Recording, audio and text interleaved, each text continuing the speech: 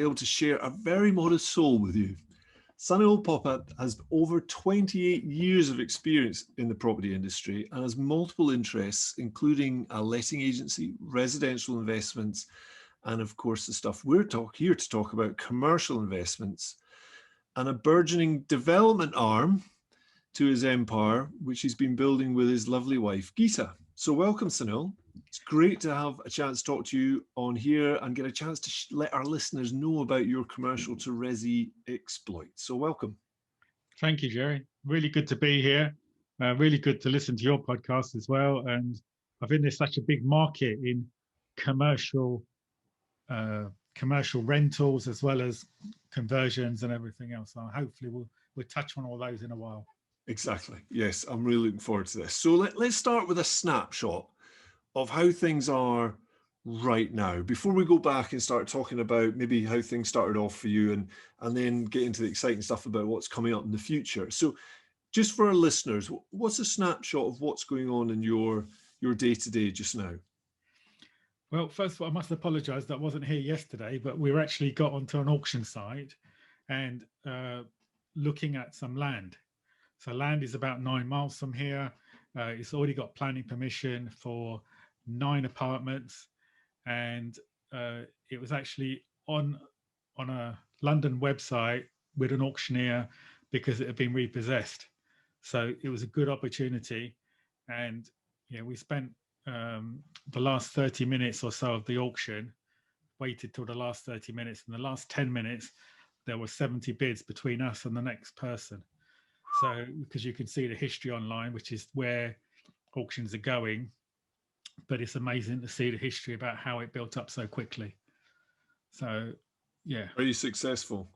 Yes, yeah, because I think I knew because I'd seen a valuation report that had been done previously, and it was valued at 480, and we paid 262. Wow. And the architect, we've worked with the architect before, the planning's in, so we'd be ready to go fairly quickly. So to answer your question, there is basically like you say, we are buy to let investors, or buy and hold, old-fashioned landlord, buy a property, refurb it, rent it out, and from the beginning, I suppose my aim has been never to sell property and just to hoard and create income.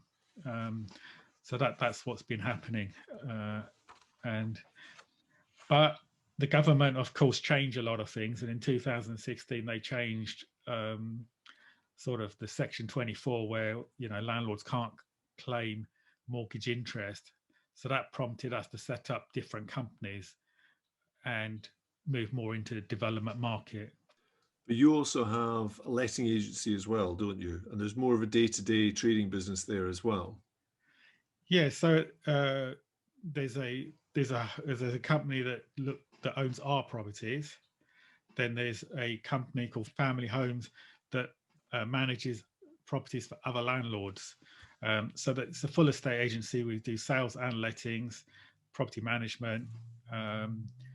We get involved with refurbs, finding properties for investors. So it's an estate agency, but with the background, our target is probably investors. That's our main client base. So did the what came first, the residential portfolio or the agency? The residential portfolio. So I was working on my own, working from home. I had a full-time career, and I started building up properties in my spare time. I actually worked for a motorway service operator, moto on the motorways. So I was young, and so I moved around from location to location.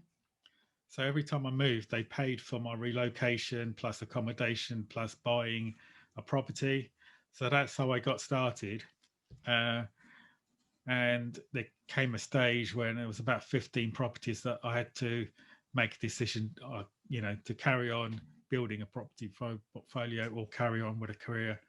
And I'm so glad that I do property full time, because I absolutely love it. And I probably made more in my first year than I did in the 10 previous years working for my employer. Wow. And And you know, it's just to finish off where you are right now. We are talking about there's at least another two developments that I know of that are going on right now. You know, you're definitely filling your boots. So, just how many development sites? How many units do you have under construction just now or development?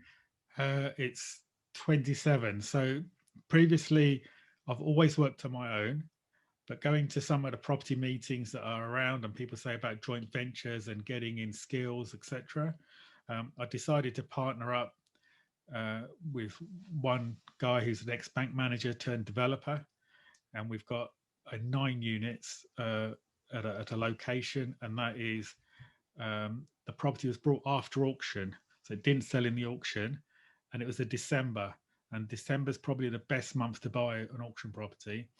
Um, but we had to get it through in the allocated time span, and so that happened.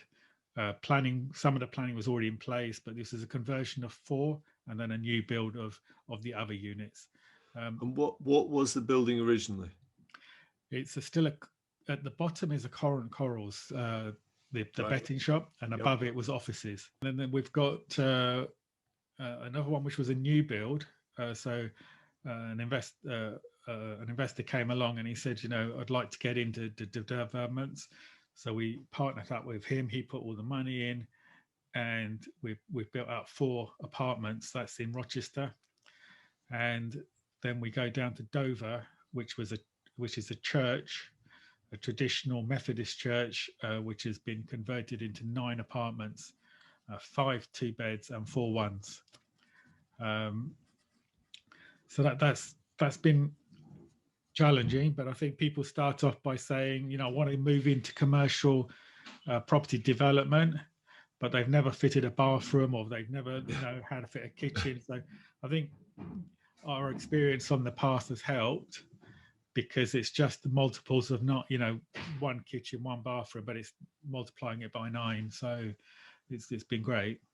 Nice. And tell me a little bit about the school development. What's the plans at the school?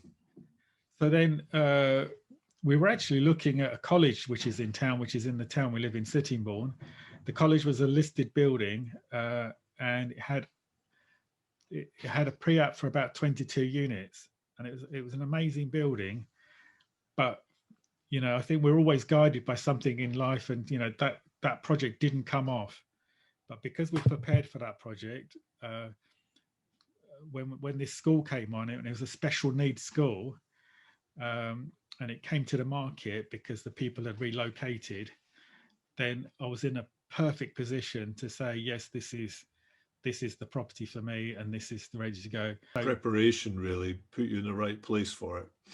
yes. So maybe sometimes we think, oh, you know, we missed out on a deal.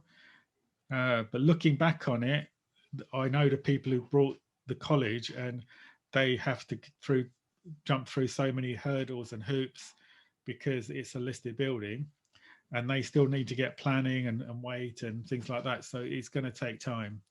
But yeah, we're talking to them, because there may be opportunities for us to do, you know, rent the properties or do something. So, you know, we're always building relationships in that respect. And the school, how many units is going to come out of that school? We started off at 85. We've reduced a little bit because of the heights, and we're 78 units we're looking at the moment. Yeah, that's a big step up.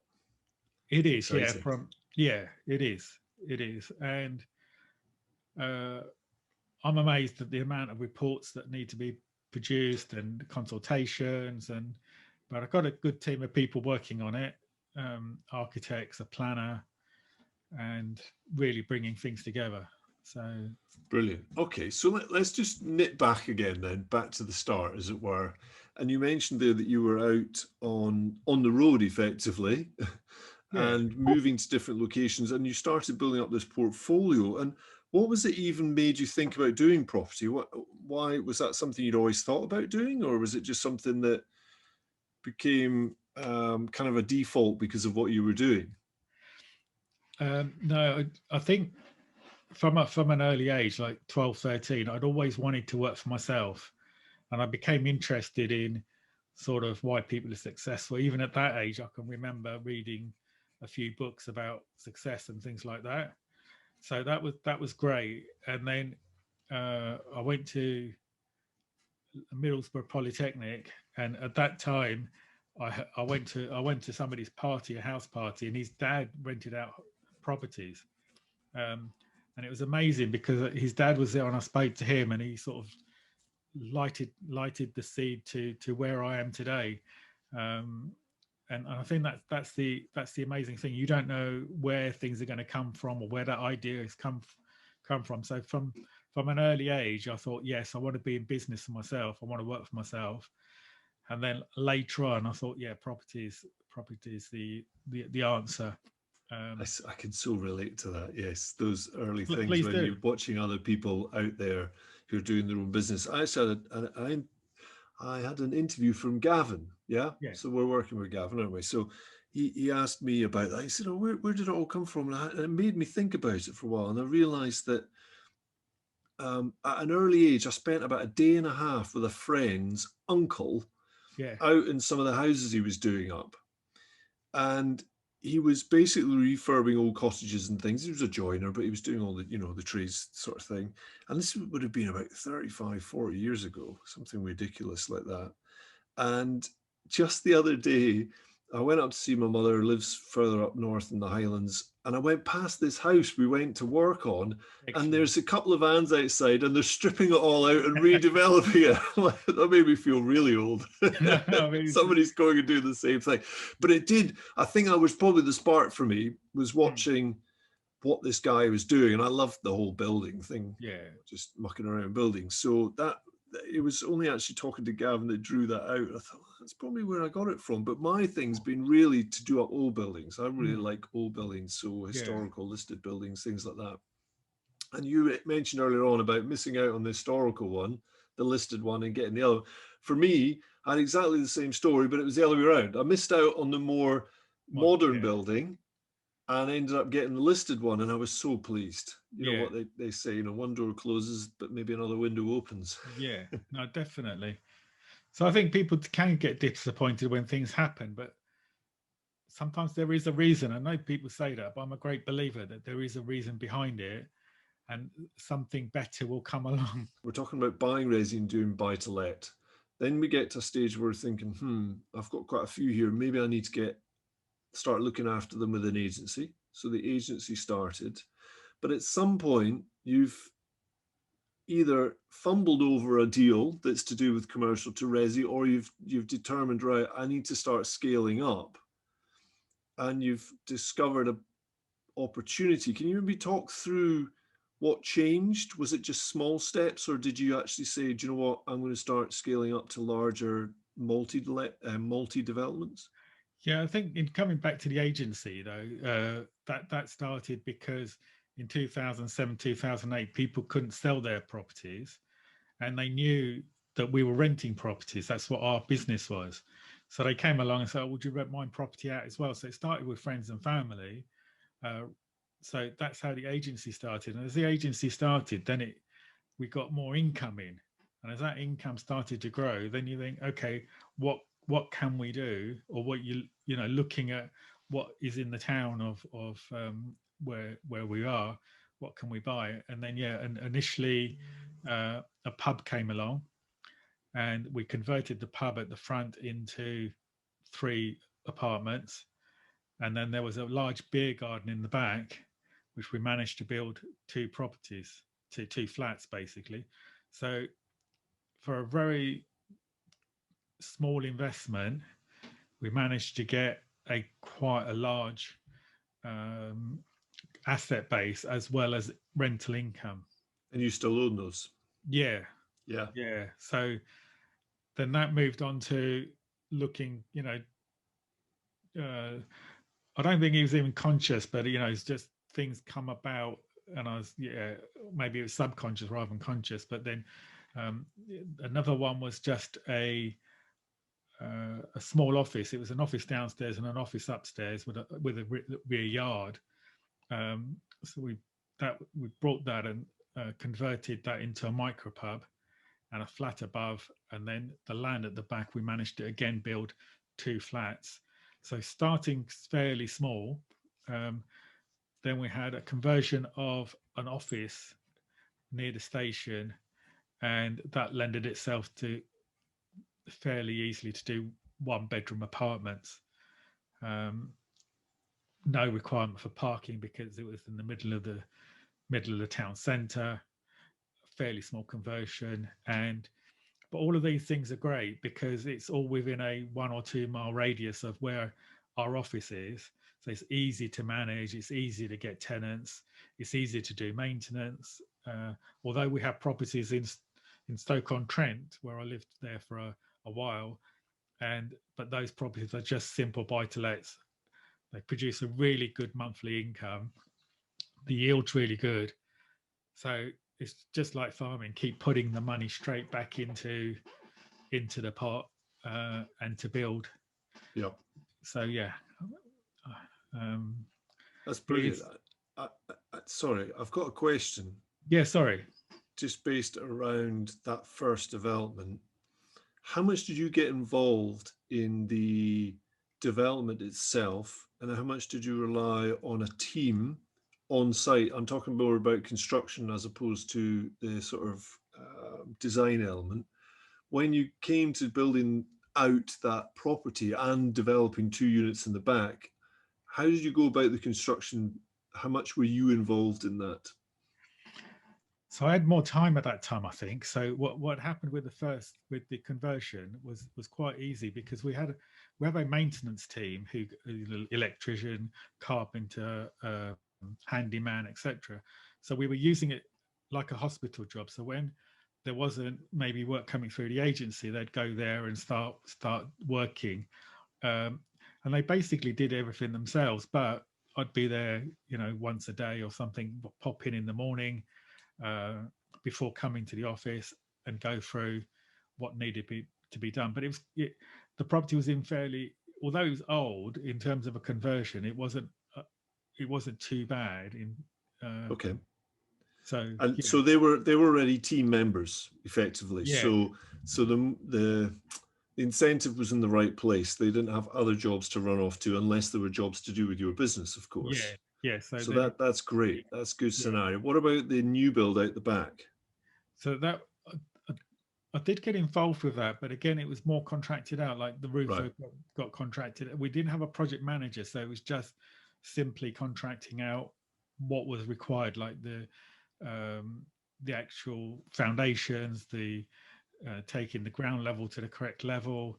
So each part was subdivided and contracted out, and then they finished their job, and then we appointed an electrician, and then as you get people around you, I think the thing is that people think you've got to have all the ideas and all the knowledge, but I don't think you do, because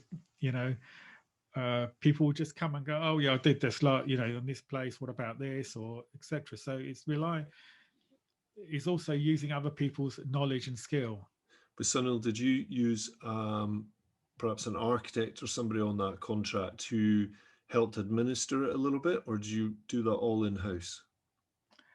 That particular one was all in-house, but on the bigger ones, we've actually paid the architect, like on the church, to say, can you just deal with the conditions of planning, because it's such a big, it's a bigger job. Yeah. And it's the construction I'm thinking about. What I'm trying to get to here is I've always found it difficult to let go of construction and actually not be involved, because I love buildings, right? So it's difficult to let go of that piece. But in latter days, we've brought on project managers who are part of our team. And it's just interesting to see, have you maintained the kind of construction element within house, or are you now at a point, that large project where you're looking at a main contractor and then maybe a PM internally or an architect? I'm just trying to see how that's evolved for you.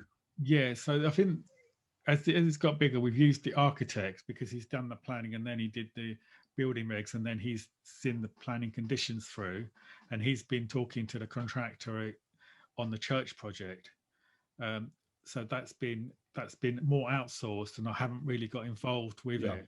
So, But previously, I think where it was fairly small and I could handle it, I was happy to do. And I suppose I needed that knowledge, or to do the small ones first, so that when we're talking to the architect or talking to the planner, at least there's a base, there's a little bit of a knowledge base to say, okay, you can do it, but can you report back, or can we go through information? Brilliant, yes, because you've got day-to-day business there to run and other activities, and of course, by the signs of it, one of your key things is finding other sites. Yeah, definitely, it's finding other sites, but it's also, I think, getting money, or Yeah, finding money. we're going to come on to that for sure. Yeah, Yeah. it's the other side of the coin. It's like, yeah, we're fortunate that we can remortgage properties which are already there and reinvest, but also looking for sort of finance in many different ways, if it's through the councils or if it's through private investors, etc. I think that's where a lot of the time is spent now. Okay, let's dive into that. I've got it on my list. I do want to talk to you about finance, and bearing in mind that a lot of the guys and girls that are listening to this podcast are already established in residential. They've probably done a few projects. They may have done some refurbishment to bring a property up to standard so that they can let it out at a fair market rate. But they've maybe not built something new, and they've maybe not taken on something that has a different usage previously, whether it's a pub or a nursing home or something, and now they're having to be a bit more creative, bringing in more professionals. But I guess it's just trying to help guide the hand. Not that we can do that in a quick podcast, but just some of the things that need to come across. And one of those definitely is about finance. So what I guess my question would be, what would be your best advice to those newbies? And they're not new to to property, but they're maybe new to that step to developing commercial into resi. What would be your best advice about raising private finance? I think to raising private finance, I think in finance in general, in terms of bridging as well, is I would avoid bridging at all costs, because it's not the money, is that, or the cost of the money, but it's their ability to pull it back whenever they need to. Mm-hmm. And also the time runs out so quickly. So the alternative, yes, is personal finance or investor finance, but it's just finding the right person to work with, or a number of people, people are out there that sort of they don't have the time, they have the money, they don't have the knowledge, maybe they don't have an interest, but they want to get into property. So there is lots of opportunities, and I find that just networking and showing people and telling people what you're doing, people do come forward. Interesting. And do you find that they come with you on a JV for the long term because you want to hold on to the property, or do they have an exit after a revaluation or something, or is that a bit of a mix? Because I mean, we've actually got private investors who've been with us for 15 years. Yeah. And we've got others that are only just coming and they want to do a project and move on. And have you got the same mix, or how's it worked out for you? I think on this occasion, because of their personal circumstances, they wanted to exit, take the money. One of my partners, he's going abroad, so he wants to take the money and go abroad. The other partner, he actually wants to keep the apartments because he wants a rental income. So that was the objective from the start, that we would help him to build something, build up an income, refinance it, and then, so that was from a beginning to end. Yeah. Transaction. So there's almost an exit for you on that one. Yeah. Yeah. So there was already, I think, pre-planned in the beginning that we didn't necessarily want additional rental properties in residential. And I know that sounds, but I think I'm trying to get a mix of properties, like more commercial, some trading businesses, because it's very, very heavy in one area. Yes. And there's no diversification, and all of those things. So that's the negative part. But the positive part is that we have a system, and we followed that system all the way through. But then there comes a stage where you think, okay, I need to generate more income, but not from tenants. So going into a joint venture with somebody where they get what they need, which is rental income, an asset, knowledge, the site, everything, and they put their money and they come away with a whole area where they can that they have income, etc. So from your point of view, we're starting to talk a little bit about the future there. Are you, because each project you've been doing, and I've been watching the church one on Facebook and stuff, it's a great looking development. I'm really looking forward to seeing the school, I have to say. Yeah. But each of those projects gets bigger, more diverse. Where are you trying to go to from this point? I've got lots of buy-to-let mortgages, so there is a debt there. And I was only having this conversation with Gita the other day, is that at some stage we want to sell out some of the projects in order to pay off the original buy-to-let mortgages, because there'll be a time when they will need to be redeemed, or we have more mortgage, but it's becoming debt-free at some stage on, Yeah. and then having all that rental income coming in. So that's part of the project. But then, as it happens, is that I was introduced to another partner or another gentleman who was in, and his background is more planning, where he gets the site to planning and then through to development. And working with him as well, we found a number of really key sites, but that all of those things are done to make it to pay off the original original debt, if that makes sense. Interesting. Okay, so you're still very much focused on resi long term as your asset base. Are you looking at diversifying into commercial for commercial, Yes. or any other strategies, maybe even service apartments or anything like that? Yes. So when I, like, we've been on Mastermind together, and Yeah. so I learned some things on Mastermind, but I think it's also the people that you meet. And I met you, and you said, this is what you're doing with commercial property. You're splitting up, serviced offices, and that was like an eye opener for me, because it's like, wow, you don't just have to take commercial and change it to residential. Yeah. It's not binary. There are other options. Yeah. Yeah. And honestly, that was like, well, we can do something different here, and that it does inspire me to do a lot more in that way, to say keep commercial as it is. So we set up a company and we brought a pub, and we're not going to change the pub. We're just going to rent parts of it out. So there's upstairs, which will be residential, but downstairs will be a restaurant, and then there's a hall at the back which we rented out again. But that's just a rental. But then that hopefully will help us to get to a stage where we can say, okay, let's do something different and keep commercial. Yeah, it's interesting. I had a conversation earlier on today actually with somebody who phoned about commercial, and they were talking very much about commercial to resi, and I'm very acutely aware that I've not done commercial to resi. I have done some planning to convert to resi, but in the end, the commercial element was too strong. The cash flow was too good to keep it as commercial, so we didn't exercise that option to go into resi. And that's not going to happen on every property, of course, but the ones we've been doing, it did.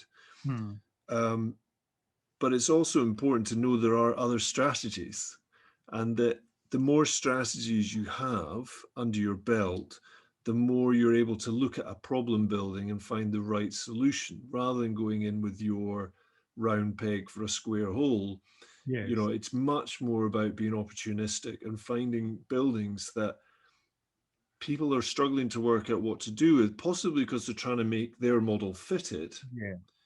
And it allows you to maybe pick things up at a better price, as long as you've got not all those, but some different strategies and an open mind as to different ways that you can do stuff. And although my niche is multi-let, and I'm more convinced than ever this market's going to grow and grow because of all the noises that are happening out there right now. I'm also aware that commercial to resi and a mixed use development is something I really need to have in my arsenal, if you will. Have you found that when you're looking at buildings, certainly more recently, are you looking at them from predominantly the resi side, or are you just looking at them now more increasingly as what's the opportunity here to develop this the best possible way?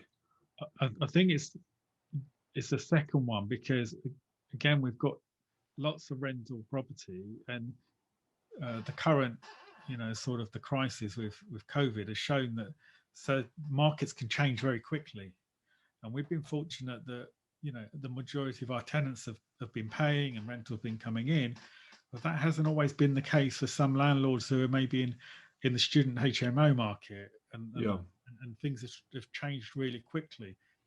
So I tend to buy in the town I live in, because I know the area, I know the roads, and etc. So if a property, commercial property or residential property comes on, then it's looking at thinking, well, what can I do? And before it would be, okay, let's get commercial, and as you said, just change it to residential. Now it's looking at it and going, well, I could just rent it out and make a quick turnaround. Yeah. Or, what other opportunities are there? Is there a nursery in the area? Could it be used for function rooms, or could it be used for business use? So we have 26 estate agents in our area, all in the same sort of street, and we have solicitors nearby. So I think, okay, we could rent this out to a solicitor's office. So it's looking at just taking commercial property and renting it, so that you've got immediate income as well as a different source of income. Yeah. So much more open-minded to what we can do with property, and I think we need a mixture just in case the market changes in one particular area. And back to talking, and giving some guidance for people that are maybe listening into this, thinking about possibly, I'm not sure quite how to do commercial, but maybe if I hang my hat around commercial to resi, it gives me a way in to understand how this works. But there's a sense of comfort around the fact that there's a residential element. So maybe if we go back a little bit to the first project and also some of the current ones, maybe. And the reason I'm saying that mix is that when you did that first project, you already had a team and a moving vehicle to be able to develop those spaces out. Some people might not have that team, and so they need to take a little bit more from your later developments where you've brought in other people. So what I wanted to just do is just talk about the team that people might need to think about to make these developments work. So if you go back to that first one and maybe blend it with the later ones, what would you say are the key sort of components that you've used as a team to make those things work? We mentioned planning officer and architect, and what are all the things, the elements that people need to be thinking about on that? I think, Jerry, is actually working with a good architect, because the design is important, but a property, sometimes some architects will over develop in terms of knocking the walls out and say, oh yes, you can get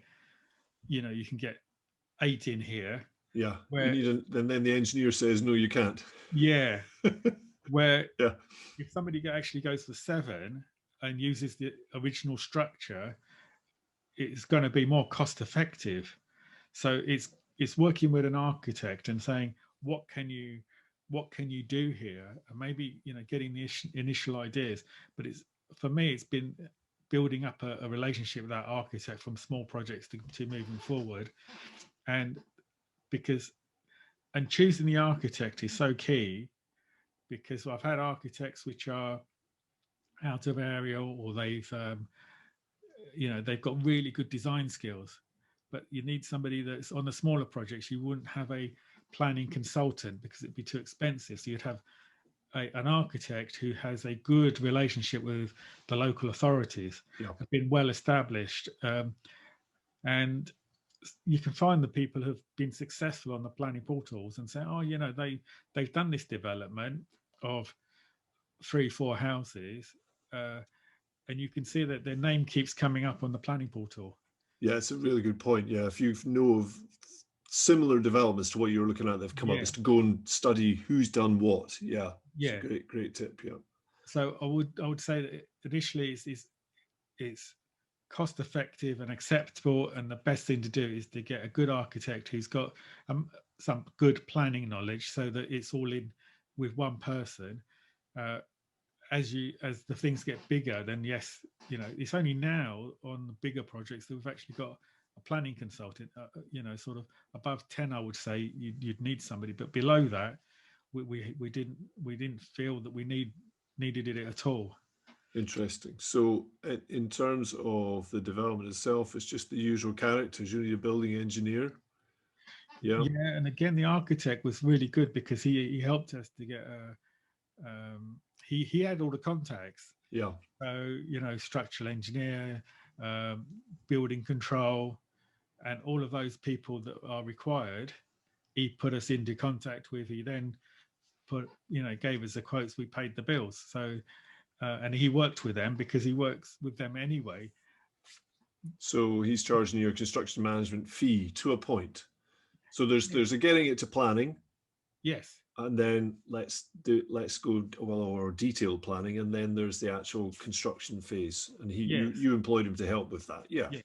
So I think anybody starting out, Jerry, I think the key would be to find a good architect, and they would have the contacts to then be able to bring people in. And they're the people who also sometimes have the sites as well, because somebody will come along to them, and they may be another site that they would come along. So the architect is probably the key person, the linchpin. The linchpin that leads to everything else. Yeah, so you don't need to go into this knowing everybody. How did you find that architect? Did you go through any others before? Were you lucky, or did you just do a lot of due diligence on that one? Because there's obviously, it sounds like you've got an architect you use quite a lot now. Yeah, he was local, and he'd done projects for other people, and that was finding out. If you see a building site, we often find out who the builder is, or but it's finding out who is the architect on there. And it's sometimes just visiting the site and say, it's a great project, and you may speak to the carpenter and say, have you got your card? And and do you know who designed this? And then going back to the portal and planning portal, getting there, and then there's the conversation there, isn't there? I had a look at one of your sites, it looks great. I wondered if you could help me with mine. So I've tried other architects, but then I've gone back to the same one because he's got all the contacts. Some architects are very, very clever in terms of design, and they want their building to look the best in town. And there's a lot of glass, and it's magnificent, but it doesn't commercially work. And I have had one architect did a really nice drawing. It was two apartments. I had some land on the side of a building. He was very good because the design was good. The local council didn't approve it, so we went to appeal. It got approved. When we came to sort of say, okay, how much is it going to cost to actually build these things? It was not viable. So then we had to tweak the design to make it, a bit late. Yeah. Again, picking the right architect that's going to give you a commercial element to it and say, my design isn't going to win any awards, but it's going to be making you money, which is the key. And at the end of the day, good architecture leads to good price, doesn't it? So there is a trade-off, isn't there? Yes. Just out of interest, do you have a figure when you're working out your site costs? Have you sort of collated a mean or an average that you tend to spend on fitting out rather than new build, but you tend to spend on fitting out per square foot or per square meter? Have you done that calculation? Applying a rule of thumb now if you're looking at stuff, or do you feel that every single project's really quite different? Every project's been very different because of the actual what you're starting with, plus it's not always the same contractors, it's not always the same. there's so many elements that change, and I know people work out, oh, it's got to be 15, £100 per square meter. Yeah, you think that's maybe a wee bit dangerous. Yeah, I know for our point of view, fitting out commercial has gone from as little as £20 a square meter up to 650 pounds a square meter. So trying to apply anywhere in there to certain buildings could be catastrophic in some, really good in others. So yeah, it's important to look at each and every single one differently, isn't it? Is there anyone else in that team that you would say different than who you would have used in your maybe more vanilla buy-to-lets? Was there anybody else that you started engaging with that brought another dimension? I think there were structural engineers who have so much knowledge, and they've just it's a world of their own. And also, we use a private building controller rather than the council building controller, and I think that has helped a lot because they have a lot of skills and they have a lot of knowledge, and a private one I think works more for the investor rather than the local authorities. Interesting. The local authority guys are very good, but there's been a lot of cutbacks at the councils. They're under pressure. Sometimes they don't often want to sign things off because they're updating their rules all the time. And I think if you're going to look for a building controller, like the first building controller I had, he says, "Oh, you're very green at this, aren't you?" So yeah, I am. So he said, "No problem, we'll work together. As long as you do what I'll send you the reports. Make sure that you do what's required." And I did. The builder did what he needed to do. Building controller continued to check it.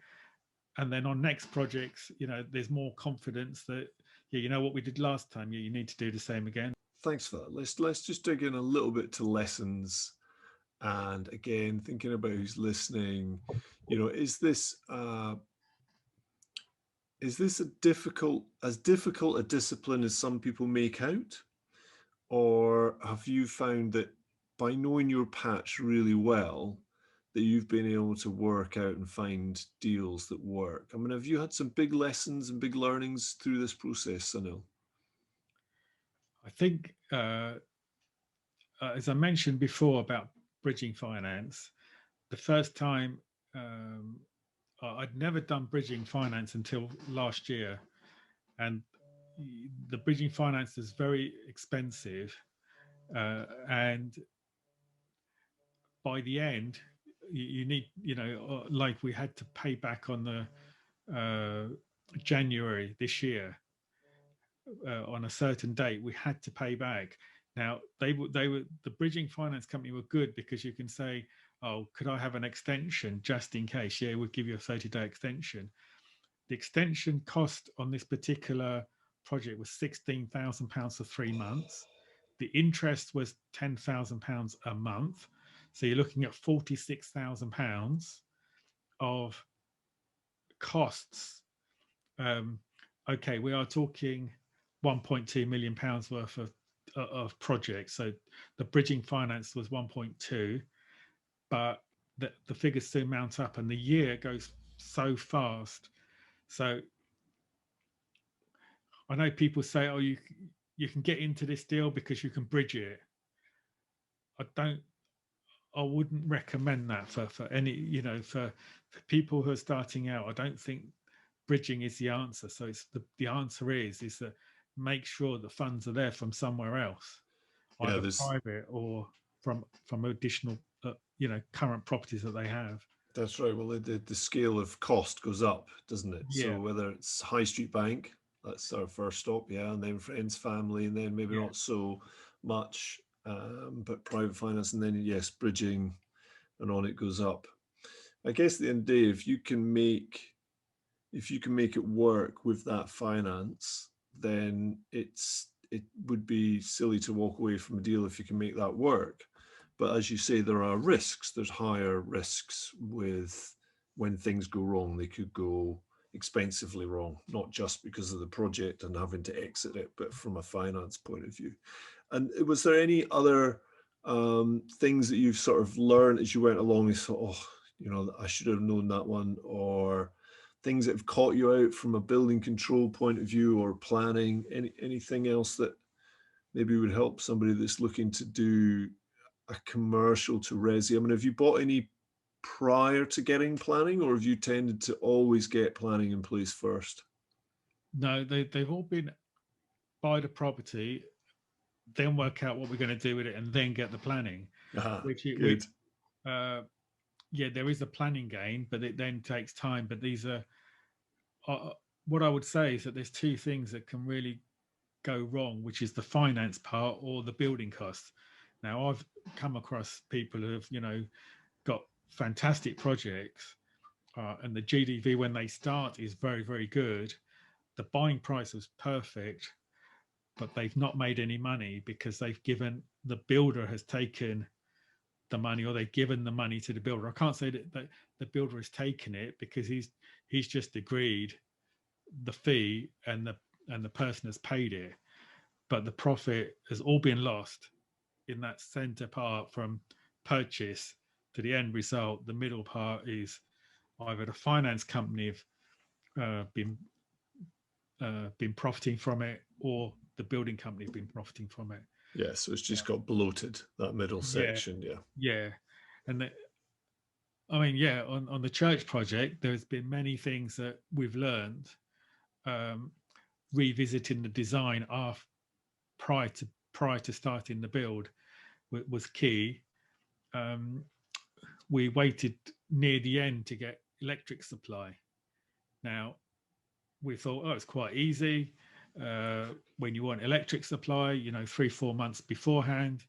It was actually 6 months beforehand. We completed the forms thinking, okay, we'll now need, and the electric company come back to you and say, oh, actually, we haven't got enough power in the road to do this. So we'll have to go back to the substation, which meant our cost increased for electrical installation for 10 grand just to bring it to the front door to 30,000. And we're saying, well, why do we have to pay you to bring it to the street? Well, do you want the electric or not? Yeah. People think there's no monopolies in this country. There are. Yeah. We're getting a gas meter moved from one side of a 200-year-old wall to the other side. And what they're doing is they're not moving the meter, of course, they're just chopping it and putting in a new meter, and they want £9,000. Yeah. Just on a commercial, because it's commercial, it's not domestic, it's commercial. I mean, it'd be probably cheaper, get the planning permission, get it changed. Yeah. Get it done as a resi. Yeah. But it's so expensive. Gee whiz. But there's monopolies. That's the problem with the utility companies. Yeah. So we on the church project, we didn't go for gas. We just went for electric and water, again to save that cost, because it would have been an additional major cost to get gas supplies in. Yeah. And then we have to, you know, manage the gas supply and electrical gas certificate each year and things like that. So it's looking at those. But I don't think I don't think commercial conversions and commercial property is as complicated as people make out. Not as in, I think people think that it's complicated. I think it's just getting the right people together, getting some knowledge, yes, of course, and being able to ask the right questions. But it's getting the right team. So we've always said it's down to the people, isn't it? You don't have to have all the answers. The school. Yeah. Let's just nip back to that one. 77 units. Are you sleeping fine at night? Because that's a big step up again. And how are you finding your feelings about the risks? I think it's, Jerry, I think it's more, you know, have they supplied the report that we need? I don't think thinking about the overall figure. It's all the little bits, as in, oh, we now need a site survey. Okay, well, who's going to do that? So, you know, okay, these companies can do it, right? Which is the best company? So, and when can they do it by? So it becomes very practical in terms of obtaining reports and things like that, and asking the right questions, maybe. So the overall picture doesn't, in my mind, sort of doesn't worry me. Yeah. It's will we get planning, and what can we do to ensure the planning? Um, that's one of the projects. But as I say, I've teamed up with an investor, and through networking again, we had a gentleman come to me and say, oh, I've got this person that's got some land, and it was a sports complex, and the sports complex, we're trying to we took an option on it in the last 6 months, and it's 250 houses and a care home facility. But again, it's the same process as in, this one's easier because it's got an option, but then we've got to get an architect, we've got to get a planner, we've got to get a transport report, we've got to get bird surveys. So it's all the surveys that come in. So I think it's just step by step. I think some people would be worrying about when am I going to get the money? What if something goes wrong? But I guess as you grow, and the important point here really is, as you grow, you learn new strategies, you learn new workarounds, it becomes more comfortable. And when you're getting started in commercial, whatever strategy you use, what I'm hearing from you really is you need to start small. I mean, that's definitely my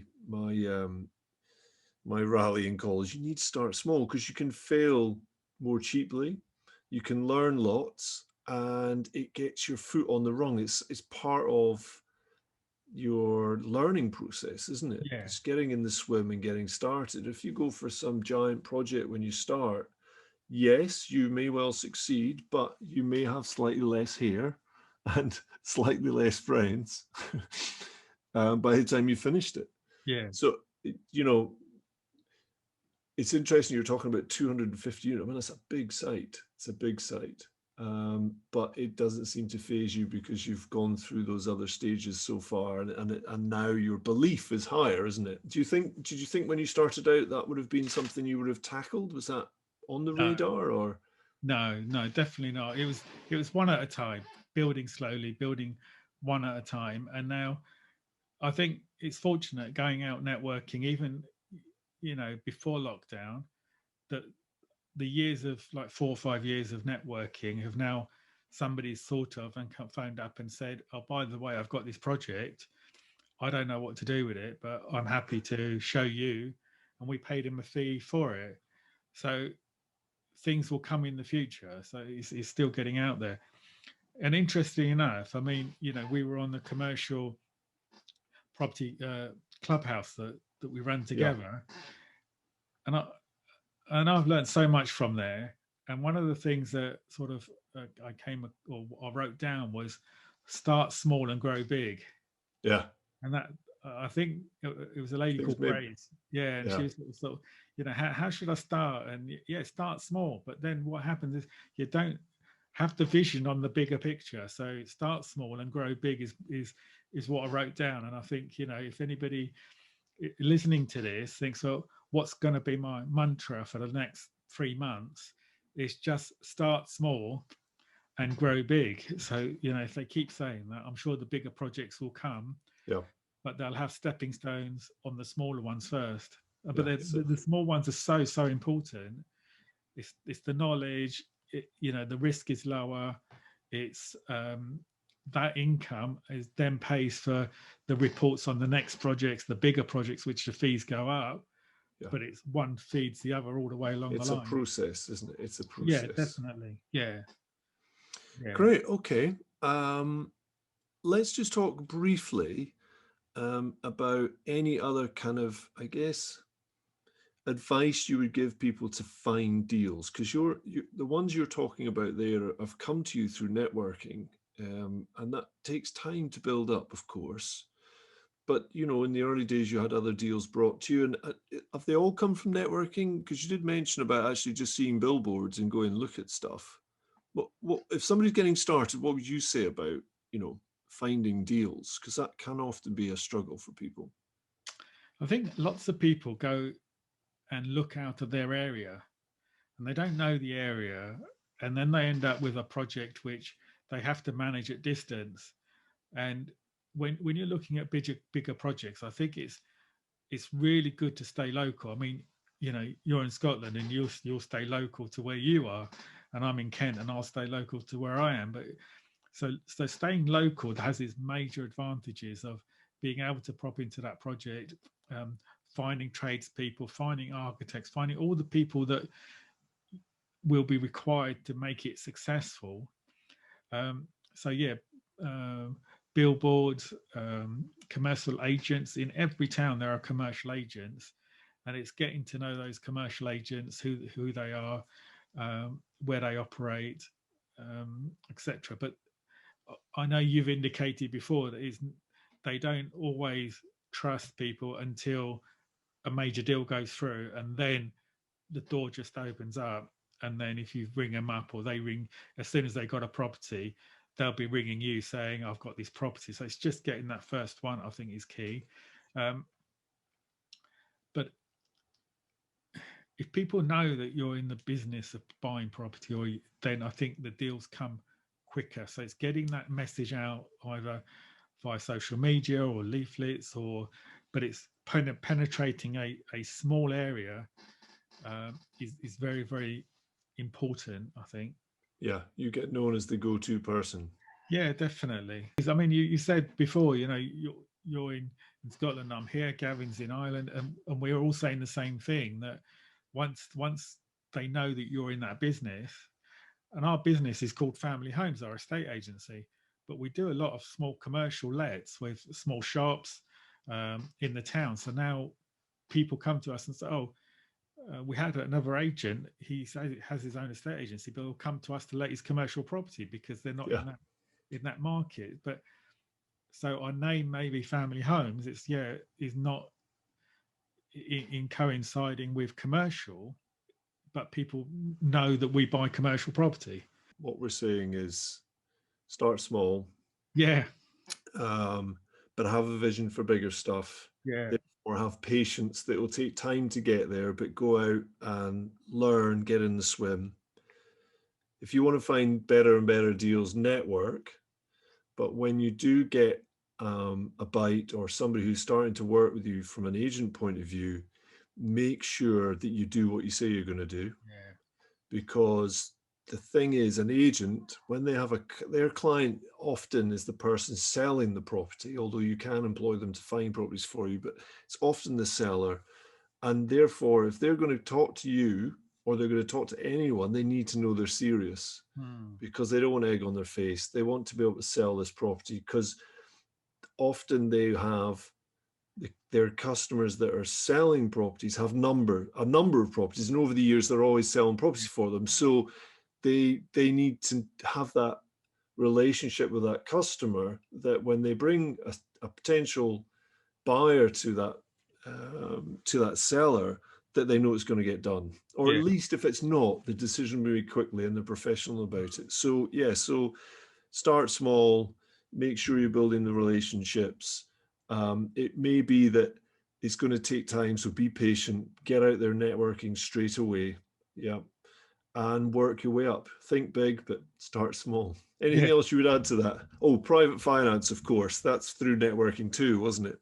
Yeah, I think my nature is I'm fairly shy, but I've had to get out there and just talk to people in sort of many respects, and then work hard. I think we forget that sometimes property is, people say, oh yes, you just get into it and you'll make lots of money. I think it's being very consistent and working hard at what you do and committing to it on a longer term basis. The relationships, committing to relationships long term. You hear in many estate agencies, or this 1 in 3 sales will fall out in a residential. You never hear that in commercial. Commercial, as you say, is very much, you're dealing with business to business. They've got, the agent has got his reputation to think of, It's a and lot they less won't. Yeah. emotion. Yes. Yeah. The other thing I was going to ask you was about planning and how those, particularly in England, it doesn't affect us so much in Scotland, but there is obviously some situations down in England where you potentially have permitted development rights. Mm-hmm. But listening to you and your story so far, it's not been a big topic. And I know that in July things are going to change again and things are moving into, is it planning class E, I think it Yeah. is. And we don't all quite know exactly how that's going to look. But what's your approach been? I mean, is permitted development the holy grail for you, or is actually just, well, if that fits this particular project that I'm doing, great. But if not, I'm going to carry on anyway. What's your view on it? I think it's the second is, it's because, again, I'm trying to work in a locality. It's what commercial properties come on, and then what can we do with them? And they may not be in permitted development. So I think it maybe permitted development for many people is overstated, and they think, well, now I've got to find something with permitted development because it makes it easier. But then the numbers may not be easy to do, and it may be in the wrong location in terms of it may be further out, and their bill costs may go up. So I'm not really focused on finding projects with permitted development. It Yeah, may so be, that's yeah, back to that silo thing again, isn't it? I'm just looking for that, and yeah, it's got to fit this. And if it doesn't, I'll need to go and look at something else rather than looking at the property, because yeah, that sometimes is the best bit, isn't it? It's working yeah, out what you can do with it. That's refreshing to hear. yeah. And I think it's partly it's great because you're in Scotland, and so if somebody's got a property in this area and they contact you, they can run through the numbers and they can run through things, and you've got an outside viewpoint, haven't you, and saying, okay, yes, I can, this is what I would do with it. Yeah, and looking at things in slightly different viewpoint, I guess. Yeah, well, that's interesting. Just let's go there for a second. Have you? I know you've been developing your own mastermind, Sunil, with local property network. And I mean, have you thought of sharing some of your experiences in any more sort of formal way? Because, all of us going down our different tracks are learning so much. It's only when you get a chance to have a conversation like this and you look back and think, gee whiz, actually, I've actually learned quite a lot here. If I Yeah. knew that when I started, I might have got on a lot faster. Have you got any thoughts as to doing that, supporting people in doing commercial to resi or any other developments areas that you're doing? I have, Jerry. It is time because, like you're saying, do you have a project manager and all of those things? So we are got to the next step where we now need to look at recruitment again. We were on mastermind, and sort of people were saying, do you have a PA? Do you have various people that support you? And all of those things. At the moment, I'm looking at to say, okay, can I delegate some of the work? Can I do certain things? And that leads to the education to have the time to say, okay, could we be providing something of benefit to other people on education, etc. I feel comfortable at this stage now saying, yeah, I could look at sort of helping somebody, or showing them around our project, sharing information. Previously, I wouldn't have done it because I think there are trainers out there who are good at training, and they are in the training arena. They're not developers, or they're not in property. They may have a few properties, but I think you've got to have walk the talk, learnt the lessons, and say this is how it is. And I think that's we're like your training that you do, the mastermind that you run is great in that sense, because you're actually doing what you're actually showing other people, and I think that's so credible. Yeah, I think there's three elements. I went through this actually just in a podcast. There's three elements to what we do One side of it is investing in property. It's finding the right property, being creative, redeveloping. But the redevelopment is another piece, isn't it? So do you do the redevelopment, or does somebody else do the redevelopment? And then if you decide to keep it, which you and I both do, you've then got the operations side. For me, it's my business that looks after our commercial customers. For you, it's your business that looks after the residential renters and customers. So there's three bits, isn't there? And you don't have to do all of them. You could just do one of them. But there are a few people out there that maybe have great experience in buying, creating value, flipping, but not necessarily in delivering the development and all the buildability stuff we've just been talking about, or indeed operating them at the other end. And I think it's important to understand that there are different sectors there, and each one brings a different skill set. And depending on what you want to learn, will depend on where you need to go for those different elements. But it is interesting that you, although you're in resi, you have the same sort of strategies as me, which is, okay, I'm going to be creative as I can, but I'm also going to be involved in the development side because it's really important to delivering what effectively is a product that I'm going to keep. Yeah. And then I need the operating business to look after it. It's quite interesting, isn't it? We're both doing the same thing, really. Yeah. I think you've got loads to offer, in terms of supporting others. I mean, when we've done some rooms together on Clubhouse, I just think you've got a really good approach and your knowledge is very deep. So I think you should definitely come and help me anyway, if you're not really going to do your own thing. No, we definitely need to have a look at, what we can do. I feel, as they say, I feel more comfortable now to look at those things. I think the Clubhouse rooms have been great, and I think if anybody's not on Clubhouse and they want an invitation, then they should contact us, and that's really good, because that's amazing networking in a lockdown at the moment. It's been launched at an absolutely brilliant time. Each of a time, and they're right. And I, as I said to you the other day, I'm very, very excited at this time because commercial property is going to be more available, because some people need to exit out of the market because of the current pandemic, because of various things. They may be, there may be people thinking, well, I've got to retirement in 3 or 4 years' time, but you know what? I don't want to carry on now, so I'll exit at this stage. So plans may be brought forward for some people, and that's the opportunity. And I'm again releasing more funds from our portfolio to go and do more projects.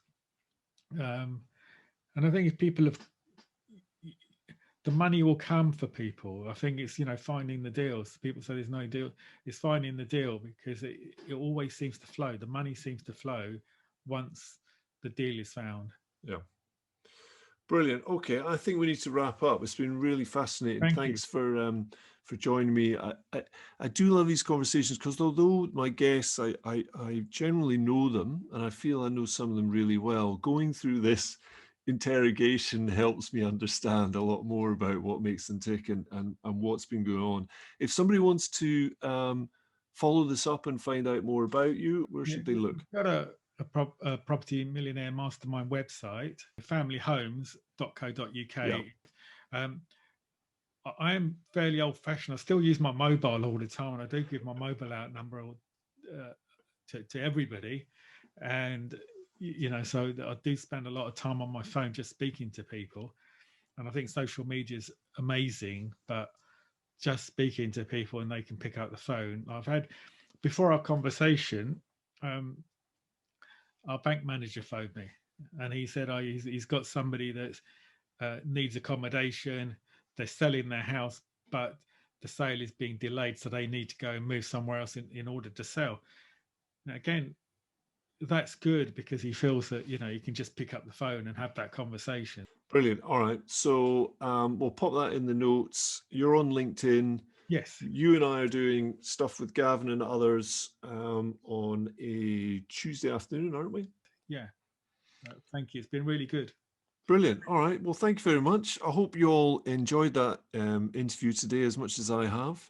If you would like to pick up on any more information about commercial property, then do join us in the Facebook world. So if you go to the usual W's Facebook Commercial Property Investor, there'll be a little tag there where you can click view group or join group. If you do that, answer a couple of questions, and then we'll let you in there and you can ask any question you like about commercial. When this podcast goes live, there'll be a little thread there in that group. So if you have any questions that's arisen from this chat, there's a way there of getting in touch and asking anything you'd like to know.